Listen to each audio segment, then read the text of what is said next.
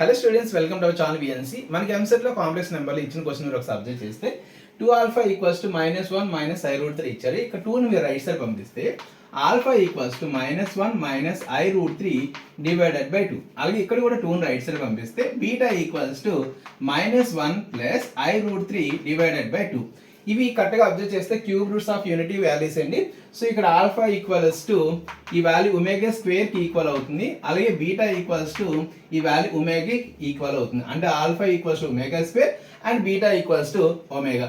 So వీటిని ఇక్కడ substitute చేస్తే 5 into alpha to the power 4 అంటే ఒమేగా టు ద పవర్ 4 2 = 8 అండి.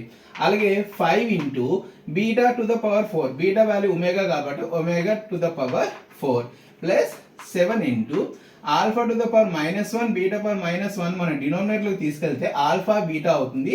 Alpha value omega square and beta value omega. So ఇలా మన వాల్యూస్ని సబ్స్టిట్యూట్ చేసాము. అయితే ఎప్పుడైనా ఒమేగా పవర్లో ఉన్నప్పుడు ఈ పవర్ మనం 3తో డివైడ్ చేయాలండి. ఎందుకంటే 3 దగ్గర సైక్లిక్ అవుతుంది కాబట్టి 3తో డివైడ్ చేద్దాము. సో ఇక్కడ 8ని 3తో డివైడ్ చేస్తే రిమైండర్ 2 కాబట్టి ఇది ఎలా చేంజ్ అవుతుందంటే 5 ఇంటూ ఒమేగా స్క్వేర్గా చేంజ్ అవుతుంది.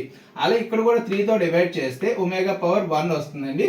అలాగే plus 7 by omega square into omega nothing but omega cube.